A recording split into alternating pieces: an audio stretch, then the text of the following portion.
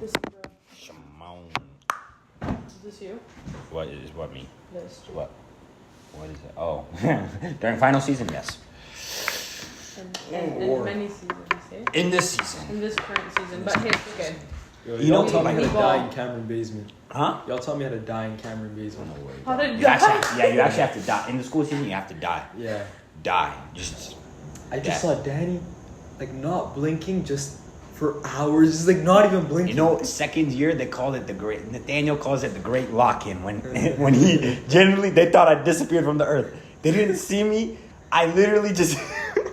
A part of me was like, also because I had 2 back-to-back 1 hour and a half classes, and then I would just go straight to my steady spot. Would not tell anybody, and they're just there like for the whole semester. They're like, Can you drop it? Where is this, huh? Are you gonna ever Never, drop it? never. It will be patched until I graduate. Eka? No. Why would you say Eka? No, Because I saw you're not you there funny. once. You're not funny. Eka's I had to pick fun. up something for the lab. Why are you laughing, bro? It's like a good study spot. Yeah, it is. Like This really was before good. Eka had its like library, or was it? Bro, Eka's overcrowded now though. I don't No, even but like listen, going I there go into anymore. like one of those seminar rooms and it has no windows. Perfect, bro. No distraction. Yes, yeah, that's perfect. But like you have to do that when it's not like during the weekday. The seminar rooms are always taken. No, you can like check. There's like this website that shows it.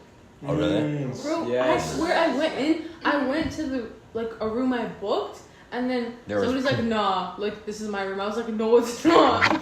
Did they leave? They eventually left. Okay, yeah, okay, I was good. like, bro. Okay, Can't get bought because into that's actually the Nathaniel method. He Really? would go into people's he would go into people's rooms. He's like, does it look like they booked? Nah, I don't think so. He went in. He said, sorry, I have this room booked. No. Kicked Or them out. what do you say this? What do you say You're this? kidding. The way you do it without lying is, do you have this room booked? And they're like, oh, sorry, and they'll just get up. Do you have this room booked? You didn't. You don't Nah, have to that's say- too. That's because you don't have this room booked either. How do they know that? But you know people who are greedy though. People who book rooms and then don't go to the room. Oh, then just go take the room. Oh, first year It's we were so a problem. annoying. First year we I were get a so problem. annoyed. bro. You guys are I'm room like, why hoppers are you at booking Yeah, we were multiple room rooms hoppers, yeah. and then like? Because not we just using didn't. We just didn't want to book a room, so we just hopped from room to room to room. it? I found the best place at uni, and Don't say it. I'm don't not say gonna it. say Yeah, it. don't. Say No way, no way. it. I still have my spot. It's the best spot I've ever been to. I'll tell you. I have one After. here. It's okay. I'll tell you. It's What is really it? What is this Yo, clicking? they're looking fighting out. Is outside locked? Yeah, good. It's about to go down. it's always Guys, fine. guys, there's. Do you hear that? What? I heard. I swear, I heard footsteps. Okay, Nah. start talking, guys. So Yeah, this facts. is You back. Sorry. You back. Yeah. This is our intro. All right. Welcome back to Table Conversations. Yeah, I'm so confused. I thought that was our intro. We'll decide later. We'll decide that later. Yeah. Okay. Today's episode we'll be talking about is your calling, your career, or calling versus career. This one is kind of this is something that kind of just came at the spur of the moment, a topic that we kind of wanted to talk about. So sorry if we're not as prepared as other episodes. A little disclaimer, I guess, but like this is gonna be more, I guess, something that's just been on our hearts. And I know for a fact, at least me and Jacob have talked about this a lot, because at times we struggled with what our career, how our career translates to our calling, in a sense. Maybe I'll let Jacob touch on that a little bit more. I think I've talked about it before on the podcast near the end. Yeah. I think and this message, as much as it's valuable to everyone, it's really especially valuable to young people. Young people, I mean, ages 12 all the way to like, let's say 18 or 17, because the youth, right? I would say even past that. Yeah, Past I would that, say yeah, past that, yeah. because Yeah. it was still something I was figuring out past that. I would say, and I'm not gonna say I figured it all out, but Mhm. I think a good portion of it makes sense to me now. Right. Right? And that is the main thing I'll say is your career or your job is not always necessarily your calling / your purpose. Now, we're going to dive way deeper into that, but that's kind of like the basis of how I'll start the episode. And along with that, sometimes career / job and calling / purpose sometimes meet onto one path. Yeah. Could you say, so what would you say just for like, so that we're all on the same page here, you said job and career, right? Mm-hmm. Do you think that those are the same, or they're two different things? Like, and how would you define those two different things? Very good question, Kate. Yeah, to go deeper into this, we're going to have to break down each thing Like piece by piece, or else it's going to be impossible to understand. Okay, so career and job are two different things, but in the context of what we're speaking of, they serve the same point, basically. Here's what I mean. Your job is what like funds you day to day. It's how you provide for yourself, for those who are parents, how you provide for your kids. Like, job makes the ends meet. Mm-hmm. Okay, that's like the basis of a job. Now, a career is kind of just a field like in which your job is in, basically. So why we separate career and job? Not all people in the workforce have a career, but people who are in the workforce, all people in the workforce have a job. So a career, I'll give you guys an example of a career because I don't think I defined career very well. Career is medical doctor or mechanical engineer. These are careers. Versus a job is something like, let's say you work at McDonald's one day and now the next day you work construction. These are jobs. But yeah, so not everyone has a career, but most people have a job. Okay. And it's actually rare to find people who have a career. Really? You think so? I think so. I think most people in society have a job, I would say. Okay. I think we're just so immune to thinking that career is so normal because when you go to school, most times you're going with the intentions to build a career. Right. And I would encourage I would encourage you to build a career rather than just seeking a job. That's good. What do you think, Abby? I don't like when you do that. I'm sorry. No, it's because I heard her go, so I thought she had a point. Oh, okay. Sorry. Are you gonna say something now, or because I was gonna say something? That's You what I can was say gonna. something. Okay, so I was gonna say, like, when you said everybody that has a career has a job, you said that, correct? Yeah, maybe not at every moment. At every but moment, yeah. right? Yeah. So it's kind of like how you explained it at that last moment of jobs are just there to make the ends meet. I think also one thing that it's like important to realize is like responsibilities a lot of times as a person in society can make you strive to have that job, right?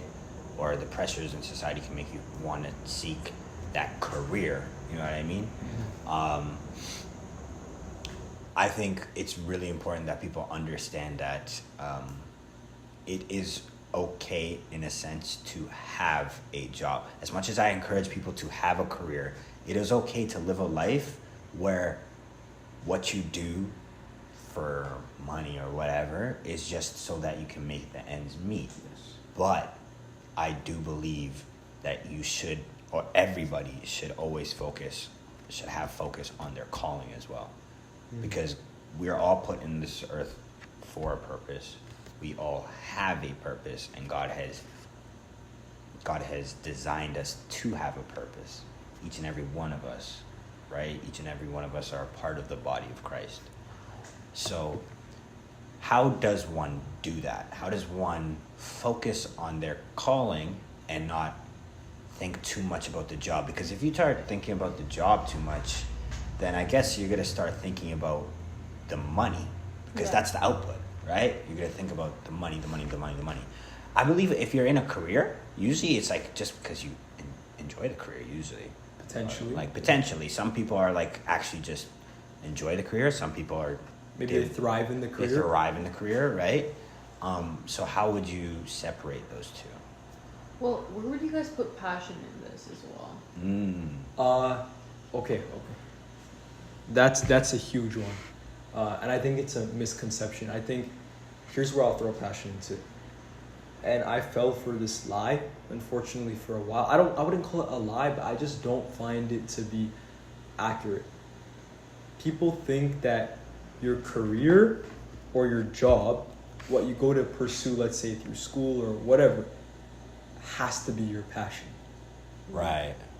Now, I want to let you guys know something, and it may give you guys a little laugh, and it's silly. I know what he's going to say. I pursued my passion as my number one thing. It would be I would stop everything I'm doing and I would start trying to play basketball and make the NBA right now. Yeah. For reference, okay, I'm 19 years old. How silly would it be to throw everything away? I'm about 6 foot tall. Okay, average height of an NBA player is like what, 6'6"? How 6'6"? Yeah, 6'6", 6'7". Crazy. How and it's only getting I know taller. what you did there, but okay. I mean, shout out to Jalen Brunson though for putting the small guards back on. Facts, Yeah, yo. Shout out to back on. Knicks. Yeah. Knicks, baby. Yeah, but like how foolish would I be to throw everything I have away and go pursue my passion? Now, on the other hand, some people pursuing their passion is somewhat wise because they're so good at what they're passionate about that it could actually be turned into a serious career. AKA, we know someone who, like, my friend, like, I'm not gonna say his name, but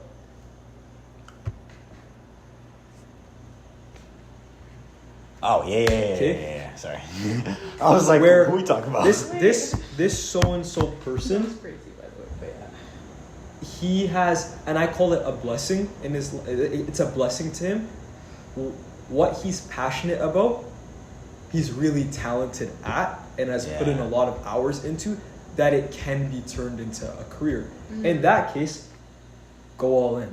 There's I don't make it your purpose. It's not your purpose, because I think purpose, the root purpose that everyone has, that everyone has been designed for, is to serve God, worship God, serve God, yeah. and that looks different for everybody. But I would say, like, I think part of that guy, this person's life, a blessing that God has given them, is they get to love what they do and continue on in their purpose in Christ as well.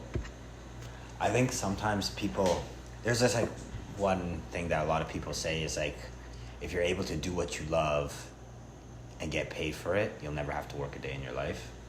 And that's fortunate for some people, right? But I think like that's not true for everybody. Yes. Like everybody's not going to be able to do the thing that they love for money, right? Yeah. Like for a substantial lifestyle. And I hate to say this, I don't like when people think that their lifestyle, the passion that they have for something is gonna give them the life that they want, right? It's so, like they have a passion for something that might not be the most profitable, right? And they want to live this lavishing life. Now, I'm not saying don't do that as your career, because if you truly do love it and you don't care about how your lifestyle is, I think that's a gift in itself, because again, it's going back to that saying. But some people, they want to live a lifestyle. I'm like, okay, and you're gonna have to do this, and that. But what I want people to understand is don't go away from that calling that God has you for. And so, I guess that goes to my part B of the question of how do you differentiate between, like, you know, your job and career, and then now how do you know what your calling is and then what your career should be? Or if you want to pursue a career, how do you know what to choose, and how do you know what your calling is from God? Can you say the career part again? How do you know what to choose for a career? Yeah, well, I mean, I could probably answer that, but I want to hear your guys' answers first. No, wait, can you repeat it? Like, I'm still... Oh. You know, break it down into... Yeah, break it down a bit, Ask the again, first guys. question. No, it's fine. No, it's a good question. It makes sense, but it's just like... just say... Well, I've been waffling too much. No, you're not. Okay. Just, like, let's just answer one at a time. Like, say the first question. Okay, the first How question. do you know what to pick as your... Yeah, like, how do you know what to pick as your career choice, right? How did you guys do it, at least? because I know both of you are actually going into your own careers, so it's like I can kind of ask you guys that question. How did I choose? Okay, I think for me it was like I was looking at, okay, what am I best at? Yeah. And then I was like, okay, so now I know what I'm best at. How can I turn this thing into a career? What does this like translate to in the like sense of like the job market and careers? And then what also kind of interests me as well, like piques my interest, like I have another thing that I would have wanted to do, like most, but like I had to like think, okay, that doesn't make like my passion, right? Add my passion. Mm-hmm. Then I was like, okay, this doesn't make the like best sense at the moment. Yeah. For the way I want my life to go. So I was like, okay, what am I good at? What skills do I have that I could put into a career? And so that's kind of how I figured out that I want to go into law. There you go. I was like, when you did just say it. Yeah, but so I'm also like in a double major right now in psych and poli-sci. And the reason I did that is because, well, poli-sci, I'm really interested in politics and what's happening in the world around us. I think it's love yourself a good debate. I love debates. Yes, exactly. Yeah. Exactly. Yes. Exactly. So I'm like, okay, I can take that skill. Like, I really enjoy debate. I think that's really fun. And then I also just like knowing about current affairs, politics, what's going on in the world. I think it's very important as Christians as well to be aware of what's happening in our world. Yeah. And where we fit into that. Mm-hmm. And then for the other part with the psychology, I was like, I'm very interested in how the human mind works and like how Christ designed it. So I was like, okay, let me just go into that as well. So then I'm on the path to law, which is like also with that. That's nice that you found, like, in a sense, you found something you're good at, and then you found something that you like, you love, you like doing too. So it's like that, like you're interested in poli-sci and stuff like that, and you're good at debating. I've heard you debate before.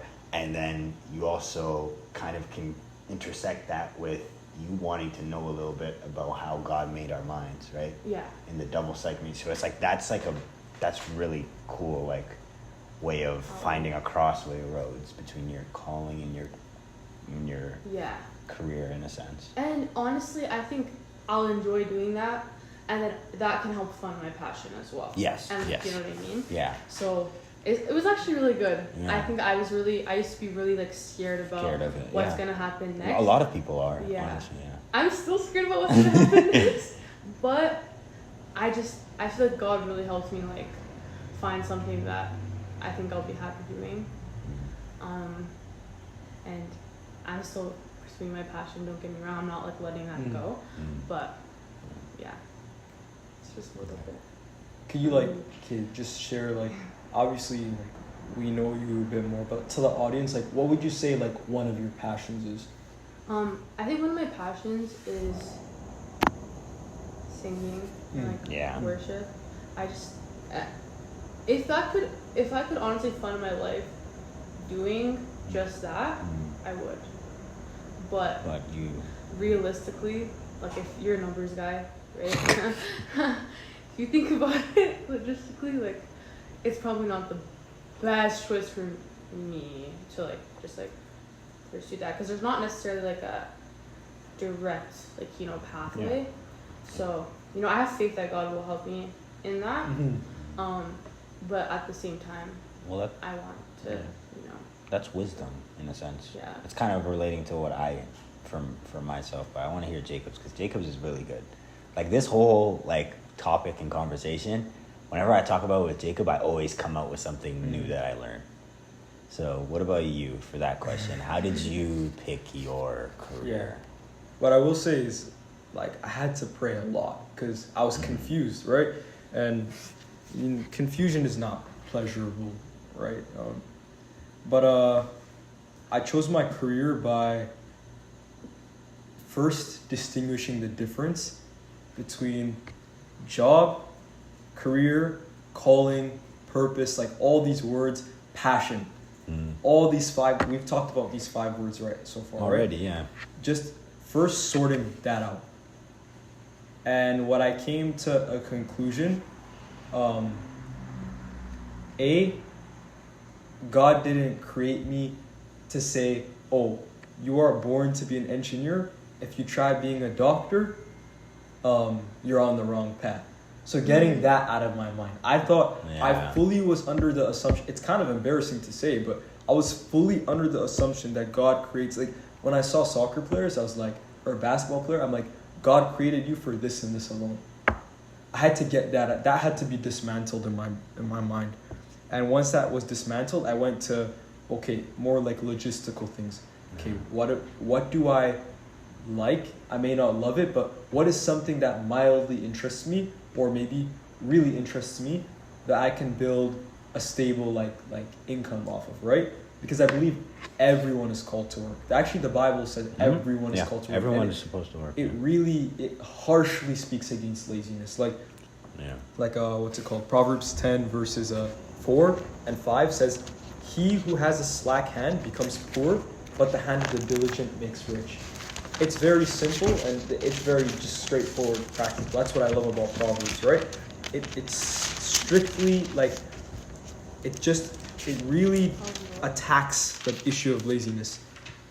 If you're diligent, makes rich, but slack hand becomes poor. He who gathers in the summer is a wise son. He who sleeps in harvest is a son who causes shame. So like, what do I mean by that? Like, back then how they ate, they had to farm. You know what I mean? They had to gather their harvest, right? On a farm. Yeah. Sorry. Working back then was very literal. Now we work for a currency. This currency allows us, we exchange it for food, we exchange it for services, we exchange it for heating and lighting and all of these things, right? Yeah. We exchange our labor for all these things, right? But they had to physically go and get it, you know what I mean? That was their work. But like what I was saying, we're all called to work. But leading back on to how I discovered, how I decided my career. Practical things. Okay, what mildly interests me? Then okay, what am I good at? Can I thrive at work doing this? If I couldn't see a pathway in a career where I can thrive, I was just like, okay, I'm not going to do this. Then 3, what are the job prospects in the future for this career? Yeah. Am I wasting my time? Because I'm like, this is not my purpose. It's just a job and a career at the end of the day. And bonus if I love it. And thank God I'm somewhat interested in it and I don't hate what I do, right? I don't advise you guys to do something you hate, that you're going to be miserable, right? But yeah, those are kind of the 3 things. And then, yeah, after I found those 3 things, I'm like, okay, there's different career paths I could go down. And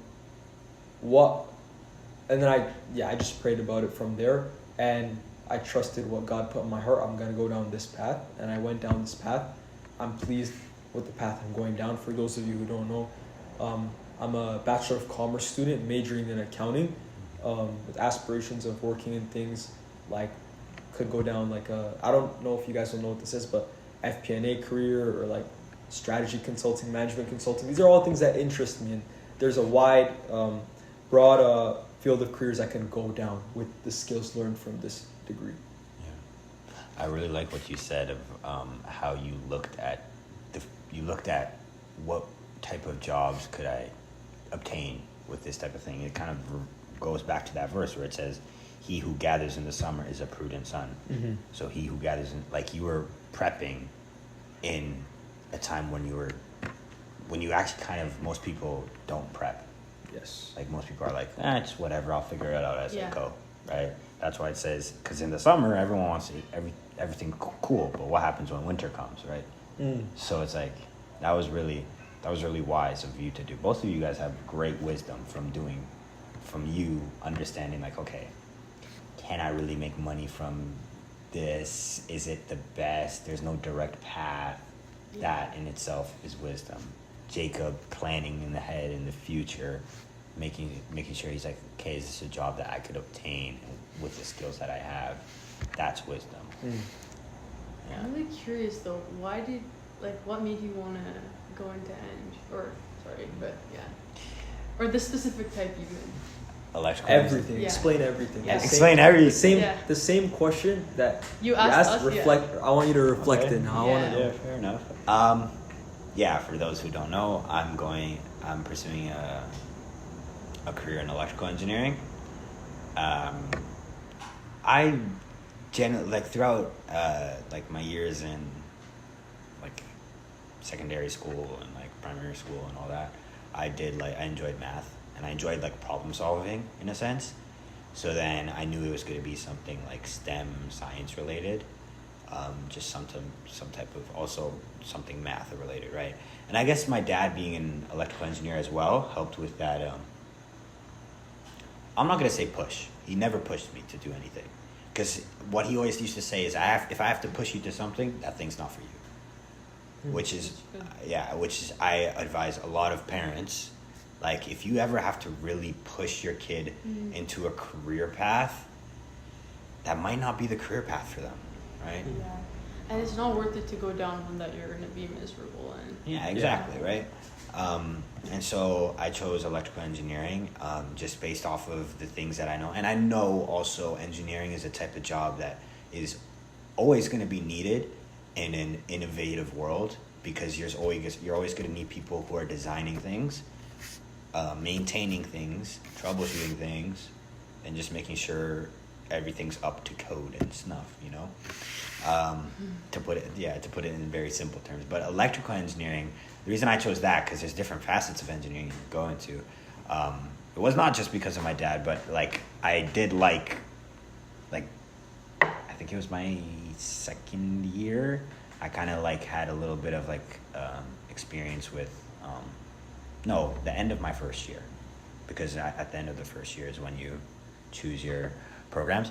I had like a little bit of experience with like some circuitry and stuff like that. I was like, this stuff is really cool, and it's very math heavy. So I was like, okay, I think that I could see myself doing something like this, right? And I was pretty good at it too. Like I got really I would say I got really good at it. So then I just was like, okay, yeah, let's do this. Like I kind of already had the idea. I said either like computer engineering or electrical engineering, but they're really kind of the same thing. So yeah, like I chose that, and it was after like a lot of prayer and like thinking about like, is this a career path that I want to go down throughout the rest of my life? Yes, right. God blessed me with the fact that I actually I do enjoy the stuff I do, but here's the funny thing: I don't believe it's my calling. So now that kind of leads me into my second part of my question. You guys talked about how you distinguished your career. Yeah.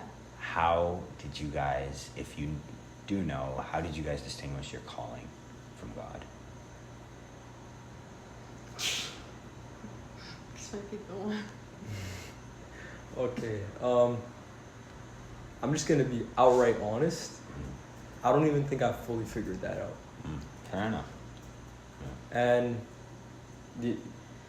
You can keep Okay. going. Yeah. And then it's gonna come? Yeah. someone like I've talked to Sammy McConan a lot about this. Shout out to him. He We love you, Sammy. All the Love way in you, Calgary. Sammy. We love you. And Faith and Eloise. Facts. something he taught me about Make calling. me look bad when I say that. Now I look bad. Yeah. No, don't forget. Don't Yeah. forget. Like something he taught me about calling was kind of in a sense similar to career aspect of looking what you're good at. Calling should relate to the gifts God has given you, Mhm. spiritual gifts He's given you. And I asked him, okay, well then how do I know these gifts? And like A is prayer. You gotta pray and spend time with God. B, he said, a lot of people can't see the gifts on themselves, so ask other people, because other people are more inclined to see the gifts on you sometimes more than you seeing it on yourself. And then also, I don't remember if he told me this, but I would also add, if he didn't tell me this, ask people what you're not good at as well. Yeah. Because Yeah, that's actually really good. I don't know what really it good, is yeah. about human beings. Deep self-awareness, I find really, really tricky. So Yeah. what I mean by deep knowing what I'm good at and what I'm bad at, to the core of who I am Mhm. and who God created me to be, I found really, really challenging. Because I always have the fear of guessing wrong. What if I say, I'm not a good speaker, and then someone's like, no, but you're a really good speaker, and then someone else says that, and someone else says that. Yeah. I find myself being blindsided to what I'm good at and what I'm bad at to my root. Obviously, like something like, let's say a sport, like to my naked eye, I could tell if I'm good or bad at that, right? Yeah. But something like so deep as to the gifts God has spiritually, the gifts God has given you, I find really, really hard to see sometimes. So my point is, ask others, like your Christian brethren, okay, what do you think I'm good at? Ask your parents, what are the 5 things that you've seen in my lifetime that I'm good at and that I have a passion for and burden for? That's good. And this is all from that Sammy told me, he said. And just ask them what you're bad at as well. Or, sounds harsh, but ask them this, where you can't be good at everything. Sometimes your parents might love you too much to say what you're bad at. Fair. So I would probably ask a friend. Or a pastor, or a mentor. Yeah. I would say, that's good. That's That, like, I never see what I'm talking about when I talk to him about this subject. Like, well, it's obvious he's like kind of like well, wrestled with it, yeah, right? Like you very, like, yeah. very, and very heavy. Here's So the thing. bad. Like, I remember we were at McDonald's one time and we were talking about I think you remember this conversation. It was like by your house, the McDonald's, He doesn't look like you. before a soccer game. Yeah, I remember that day. So like, this is when we both actually told each other, like, what we think our gifts are, and we, you know what's funny? Simultaneously correct. We simultaneously were correct with each other with what our gifts were. Really? Yeah. Because I was like, I think I know what you're gonna say, and we said 3, 2, 1, boom. Both got it, yeah. That's fire. And So what I fire. add, Yeah. what's more scary to me was the exact word that I thought Eyasu would say of his gift. The exact first word was the exact first word that came to my mind. And then the exact second word was the exact second word that came to mind. I'm not joking. That's insane. We have no That's evidence insane. to prove it, but we have no way to prove it by Yeah. ourselves, but like that's exactly what happened. That's crazy. It was actually funny because, but then the thing that I really liked hearing about it is ask them what you don't think you're good at. Like, I'm gonna do that tonight. No, same. I was like, I'm gonna go home and talk to my mom. Yeah, I'm gonna talk to my dad. It's uncomfortable too. Yeah, Yeah. and then I already know my dad. He's gonna be like, "Why are you asking me this question?" He's gonna be like, "Are you good? Like, are you okay?" Yeah. Yeah, maybe I might ask one of my friends. Just for the. I'll ask both. Actually, I'll ask both. Yeah, I Because think if that's actually good. if they say the same thing, then you're like, okay, wait. Like, then yeah. yeah. And Wow. like, low key, be careful who you ask too, because like I've done this with people who I don't think they don't have a malicious intent, but they don't know you properly. I think. Yeah, they don't know. Yeah. Like you can't ask somebody who knows you surface level to like, what do you think my biggest flaw is? Because sometimes you might not even. I think I know what you're saying. You've never even thought of that. Yeah, and then never. it's like, bam. Like, Yeah, like, never wait, even that's thought about off. it. Yeah. And like sometimes Yeah, too. that's actually. Also, when you evaluate a friend too, if you don't know their weakness, don't just create one, because that's just gonna create. Yeah, like, yeah, yeah. yes. Just be honest and say I don't know. Yeah, I don't know. Yeah. Just Just say that I don't know. Yeah, just say I don't know. I don't know, and then it's like it's okay. Then you can find someone that knows you a little bit on a deeper level, because there is something wrong with you. No, I'm kidding. And then That's ask true, God though. first, yeah. Yeah. Wow. God first, of course. Ask God first. Then sometimes He may use people to, You know, maneuver his way into telling you what you're doing wrong. No, You know? that's so that's Yeah. so real. Wow. Yeah. What about you? The same question for you now. Mm-hmm. How did you distinguish what your calling is, and if it's like Jacob, how do you kind of, want to, like, if you're on what his answer was I don't fully know yet, right? How do you distinguish what your calling is, and what are the steps that you might now take from his wisdom? I can't lie. On mine, it's a lot of people. It's from a lot of people passing it to me. Okay. That's what I'll say. No, yeah. Well, obviously, I'll take those steps. Yeah, I as mentioned. I think I used to wrestle a lot with the idea of calling because I feel like, I don't know, I thought calling, like you said, like you could be in something and then that's just like your life's cooked if you didn't pick the actual thing that you're like called to. Yeah. So I think I used to think about that a lot. How did I distinguish, like how did I like separate from that? Or like figure out, what my actual calling is. I think honestly like listening to what people have to say as well. And like, yeah, because I think, I don't know, I feel like sometimes I really want to hear God's voice like directly. Like I want to hear him say, Abby, you are called to do this, right? But like you said, I think, other people can also tell you that. And I think definitely. when I see the same, like from people I don't know coming to me and telling me things, like obviously like at church or something, just like, oh, like, I was praying, like I thought this, I'm like, wait, that's actually what somebody else said about this. And then there's like a bunch of like confirmation in that.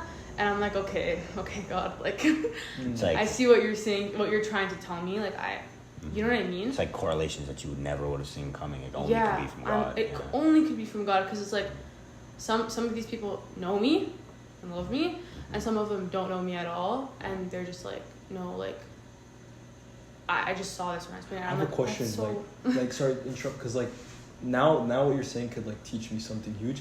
Did the things that people were saying to you, oh, you're good at this, I see you have a gift for this. Mm-hmm. Did you ever ask yourself and be like, maybe I have a gift for this? Like, did you ever feel it yourself before that?